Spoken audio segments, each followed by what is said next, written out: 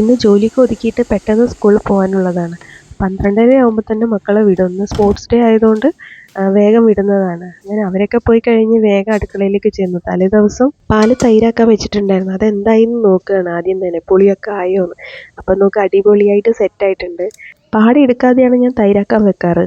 ഇനി ബാക്കി ഫ്രിഡ്ജിൽ എടുത്ത് വെച്ചിട്ടുണ്ടായിരുന്നു കാച്ചിയ പാല്. അതിൻ്റെ പാട എടുത്ത് മാറ്റണം.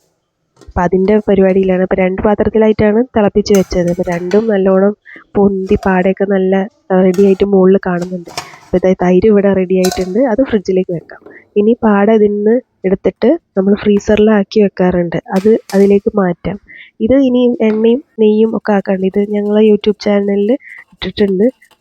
കാണണമെങ്കിൽ പോയി ഒന്ന് കണ്ടു നോക്കൂ കേട്ടോ. എല്ലാ ആഴ്ചയും ലാസ്റ്റ് വീക്കെൻഡ്സിലാണ് ഞങ്ങൾ പോവാറ്.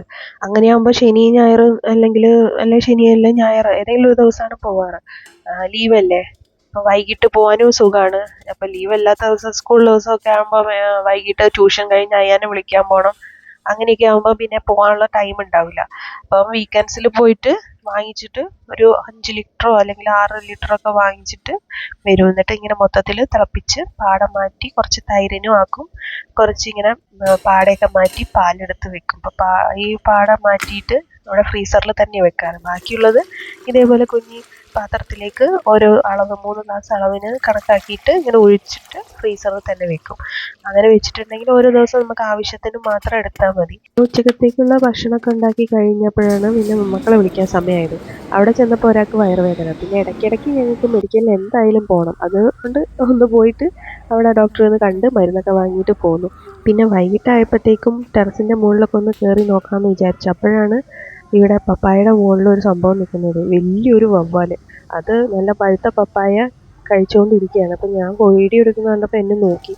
പിന്നെ ഒരൊറ്റ പറക്കൽ. അത് പപ്പായ ഞങ്ങൾ എടുക്കാറില്ല. ഈ വവ്വാല് വരുന്നതുകൊണ്ട് ഒരു പേടിയാണ് ഇപ്പോൾ ആ പപ്പായ എടുക്കാൻ വേണ്ടിയിട്ട്. അപ്പോൾ മുകളിൽ വന്ന് എന്താണെന്ന് വെച്ചാൽ ഇന്ത്യൻ നേവിയുടെ ആയതുകൊണ്ട് ശംഖുമുഖത്ത് ഓപ്പറേഷൻ ഡെമോ നടക്കുന്നുണ്ട്. അതിൻ്റെ ഭാഗമായിട്ട് ഇപ്പം കുറച്ച് ഹെലികോപ്റ്ററുകളും ഓരോ സംഭവങ്ങളായിട്ട് ഇങ്ങനെ പോകുന്നത് കാണാം. അത് കാണാൻ വേണ്ടിയിട്ടാണ് ഞങ്ങൾ മുകളിൽ വന്ന് നിൽക്കുന്നത്. ആരുഷി അവിടെ വാശി പിടിച്ചുകൊണ്ടിരിക്കുകയാണ്. ഡെമോ കാണാൻ വേണ്ടിയിട്ട് ഏട്ടൻ പോയിട്ടുണ്ടായിരുന്നു. കുട്ടികളെ കൊണ്ട് പോകാൻ വയ്യ, അത്രയ്ക്കും തിരക്കാണ്. അപ്പോൾ പിന്നെ ഈ ബീച്ചിലൊക്കെ പോയിട്ടുണ്ട്, വെയിലത്ത് ഇങ്ങനെ നിൽക്കണ്ടേ, അതുകൊണ്ട് മക്കളൊന്നും കൊണ്ടുപോയില്ല.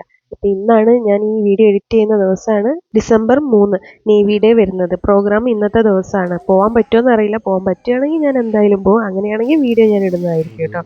പിന്നെ രാത്രിയായപ്പോൾ ഐസ്ക്രീം കഴിക്കാൻ പോയി. പിന്നെ ഇൻസ്റ്റാമാർട്ട് നോക്കിയപ്പോൾ അതേ ഓഫർ കിടക്കും 4 ലിറ്ററിൻ്റെ ഐസ്ക്രീം. ഇതിനൊന്നും നോക്കിയില്ല, അതങ്ങോട്ട് വാങ്ങി. അപ്പോൾ അവൻ്റെ അപ്പോഴേക്കും ഉറങ്ങി. ഞങ്ങൾ കഴിച്ചു, ബാക്കി അവൾക്ക് വെച്ചു കേട്ടോ.